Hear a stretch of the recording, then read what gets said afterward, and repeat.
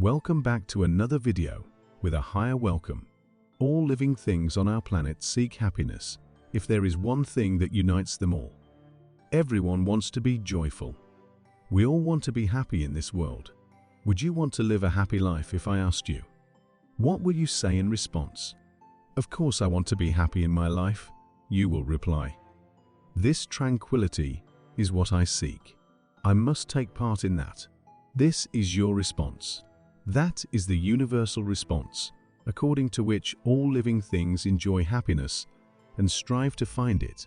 If you actually consider our lives, you'll realize that we are on a never-ending quest for happiness. Let me to repeat that. We are on an ongoing quest to find happiness.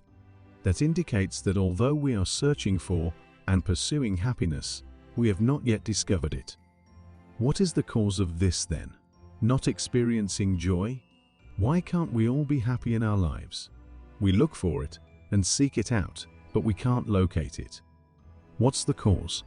The Buddha tells us that we are either finding or looking for this bliss from a source that does not actually exist, because we are looking for happiness outside of ourselves. We look for satisfaction in these hedonistic things. You do, however, experience pleasure when you seek contentment in the exterior world's materialistic objects. That, however, is not happiness. Pleasure provides you with this momentary sense of satisfaction. However, when you are happy, you stay happy for a long time and feel happy or content with who you are. This is the reason why the Buddha tells us that you are deriving enjoyment from a place where it does not exist. Therefore, the more you discover, the more frustrated you are. So, will we ever be able to experience true happiness? You can find happiness in your life, the Buddha says, in response to your query. How do you do that? If you pay serious attention to the first and second sentences of the Dhammapada Buddha, it states that if someone speaks or contributes while having an impure mind, suffering will follow them like a cartwheel following the odds. One will experience misery if they speak or behave with an unclean mentality. And in the following, there was a face. If one speaks or behaves with a pure mind, like a shadow trailing math, happiness will follow him.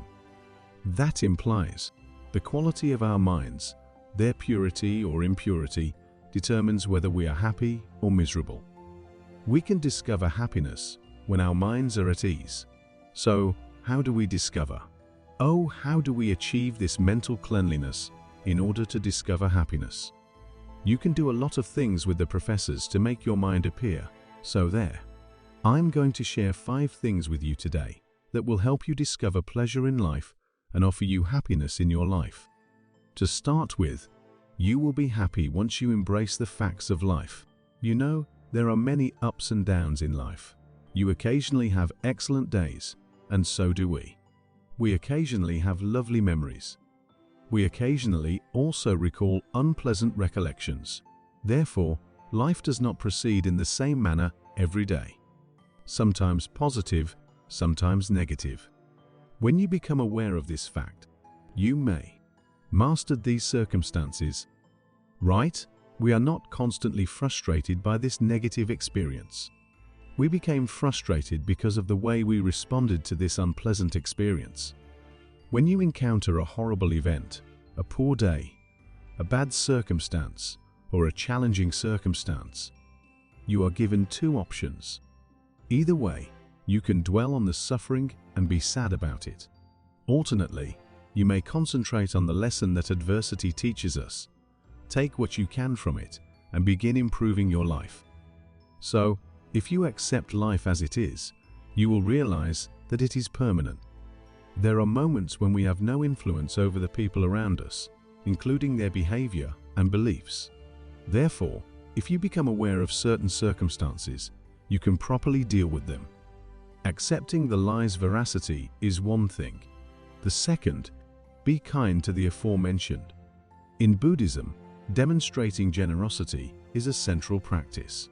In Ghana, the generous city is called as Donna in Buddhism because of the size of the gift you must make, without having any expectations. Without expecting anything in return, we must dedicate ourselves to helping others. We must practice one thing in particular. We tend to hold on to things or draw things toward us most of the time. That is the common belief among those who believe that by amassing more possessions, they will become wealthy and happy. However, that will only make you feel pleasure rather than happiness. But it is only fleeting. Therefore, what must be done? The Bible says to give, be kind, and spend a portion of your life helping others. When you do that and start being more giving, let's imagine you did something like this. You donated some food to a poor individual, to put it another way. When you observe that individual eating those meals, you can tell that he has conquered his hunger and improved his life significantly. That can make you joyful, I'm sure. You feel good about yourself when you are happy in that way, right? Nothing can make you as happy as a satisfying meal.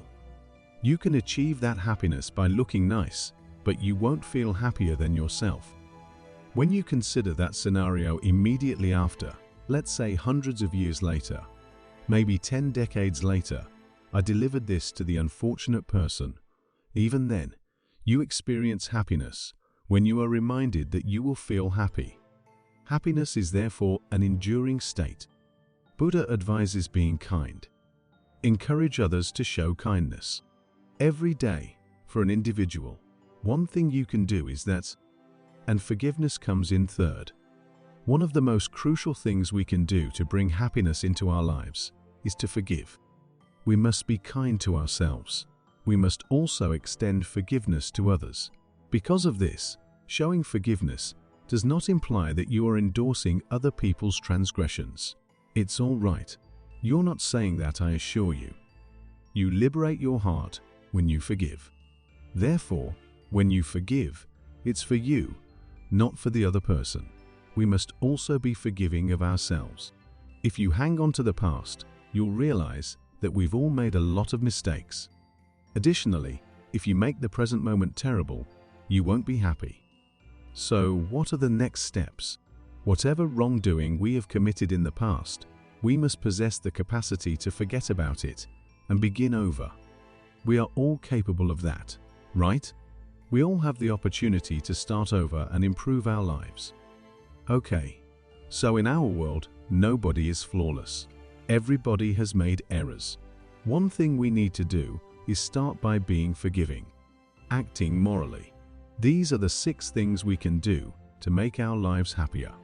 In addition, the Buddha teaches us that there is a single happiness that is referred to as the ultimate happiness in this world. This happiness is known as Nibbana or Nirvana, and it is attained when one realizes the reality of this life and eliminates any cravings or desires that arise in their minds. The Nibbana just refers to Raga Q, those are more Hubko. Enlightenment is referred to as Nibbana, which signifies the cessation of desire, rage, and mental delusion. That is the amount of enjoyment that we may all hope to achieve. Therefore, when you engage in these practices right when you are in a healthy state, that will provide you with adequate enjoyment in life. Therefore, put these into practice to improve your quality of life. Haya Namo Buddha. Thank you for your watching.